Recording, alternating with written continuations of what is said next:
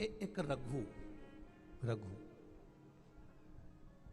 उसका नाम रघु था, पर इतना व्यस्त रहता, इतना व्यस्त रहता, 24 घंटे काम में लगा रहता, कभी भगवान का भजन नहीं करता था वो। 4 बेटे थे उसके, अंतिम सांसें चल रही है उसकी, मृत्यु के घाट पर पड़ा है, अंतिम सांसें चल रही है, मरने जा रहा है, प्राण छूटने जा रहा है, और पलंग पे पड़े पड़े अपनी पत्नी पास में बैठी थी और पत्नी कह रही थी, सुनो जी, तुम्हारे प्राण छूटने वाले हैं, राम कह लो, कृष्ण कह लो, भगवान का भजन कर लो, ईश्वर को याद कर लो, परमात्मा को याद कर लो। रघु धीरे से कर्मठ बदलता बदलता बोला, मेरा पहला बेटा कहां है?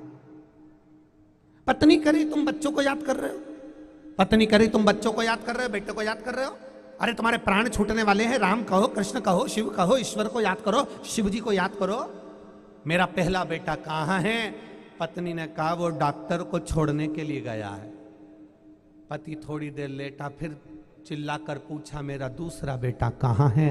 पत्नी बोली, बेटों को याद मत करो, भगवान को याद करो, ईश्वर को याद करो, प्राण छूटने का समय है तुम्हारा, अंतिम क्षण चल रहा है तुम्हारा, मरने वाले हो, ईश्वर को याद करो।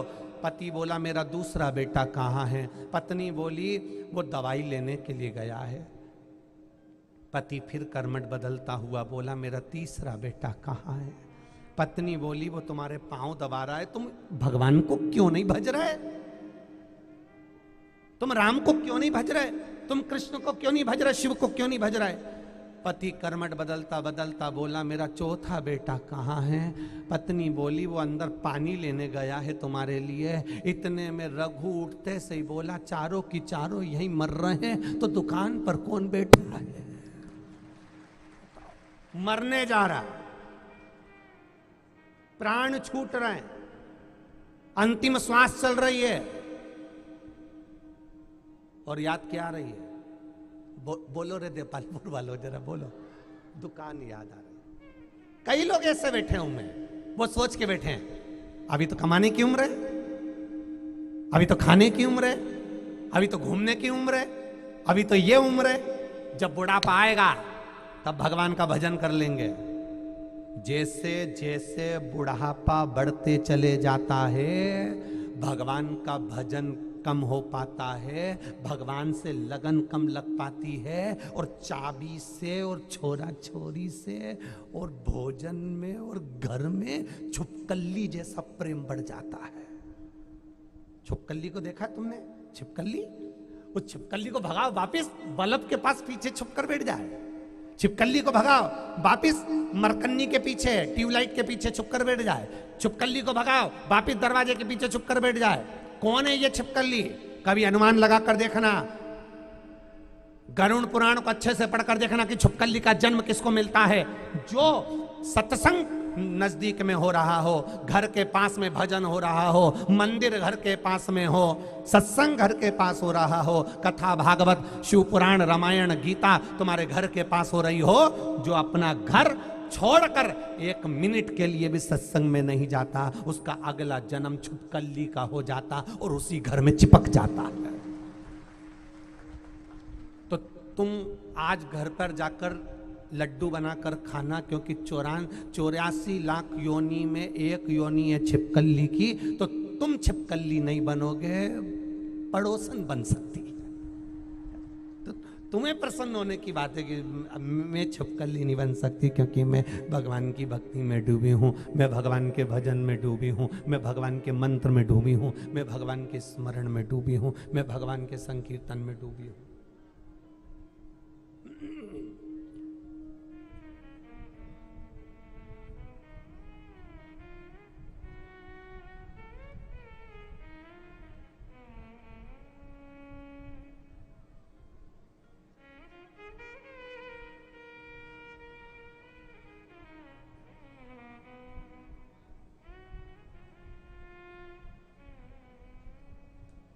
पहले घर में टीवी नहीं होती थी तो पड़ोसी के यहाँ टीवी देखने जाते थे। अरे बोलो जी जी सही है कि गलत है? घर में टीवी नहीं होती थी तो पड़ोसी के यहाँ टीवी देखने जाते थे। अपने घर में आम का पेड़ नहीं होता था तो पड़ोसी के घर में आम तोड़ने, अरे बोलो बोलो जम के बोलो, जाते थे। अपने यहां पर बेर का पेड़ नहीं होता था तो पड़ोसी के घर बेर तोड़ने जाते थे। कोई जरूरी है कि अपने घर में आम का पेड़ होना चाहिए? कोई जरूरी है कि बेर का पेड़ होना चाहिए? पड़ोसी के यहाँ तो है ना, तो वहां से तोड़कर खा लो, वहां से मांग कर खा लो, वहां से लेकर खा लो। पड़ोसी के यहाँ तो है ना, तो वहां से लेकर खा सकते हो। उसी तरह अपने घर में अगर कोई भजन नहीं करे, अपने घर में अगर कोई सत्संग नहीं करे, अपने घर में कोई भगवान का नाम नहीं लेने दे, तो पड़ोसन से बात कर कर उसके साथ बैठकर तो भजन कर सकते हो, उसके यहाँ जाकर तो नाम जाप कर सकते हो, उसके यहाँ बैठकर तो कीर्तन कर सकते हो। कोई जरूरी कि आम का पेड़ अपने यहाँ ही होना चाहिए, बेर का पेड़ अपने यहाँ ही होना चाहिए कि अपने यहीं पर कीर्तन हो, अपने यहीं पर? ना ना ना, वहां जाकर भी तो कर सकते हो, वहां जाकर भी तो प्राप्त कर सकते हो, वहां भी तो पहुंच सकते हो।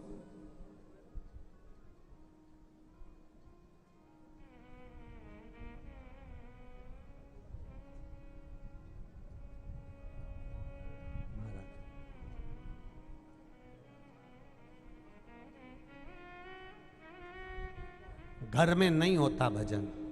वो मालवा के संत श्री नागर जी महाराज का एक सुंदर वृत्तांत, वो चरित भजन गाते हैं ना, घर में नहीं होवे भजन गुरु जी तेरे पास बुला लेना, आश्रम के पीछे हो मारी झोपड़ी बना दे।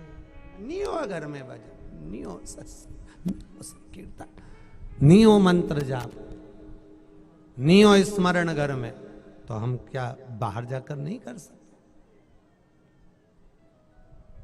कर सकते हैं भगवान का भजन, कर सकते हैं मंत्र जाप, कर सकते हैं नाम जाप, कर सकते हैं स्मरण।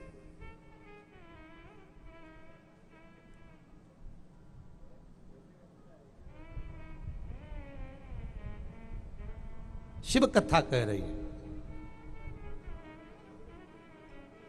शिव महापुराण की कथा कर रही है। मिट्टी पैर में रहती है, दुनिया के लोग भले रोंदे उसको, कब मिट्टी तुम्हारे ऊपर आ जाएगी कोई भरोसा नहीं है। जिसको दुनिया ने धुतकारा, जिसको दुनिया ने लड़कारा, अपशब्द कहे, ताने दिए, ठोकर लगा दी, लात मार दी, फेंक दिया, उस मनुष्य ने भी एक दिन उन्नति पाली, एक दिन तरक्की पाली, तुम्हारे सामने आकर खड़ा है। मिट्टी को, मानव को और मंत्र को, भगवान के नाम को कभी छोटा मत समझना। ये बड़े से बड़ा है, कभी भी उछल कर तुम्हारे सामने आ सकता है, कभी भी आ सकता है।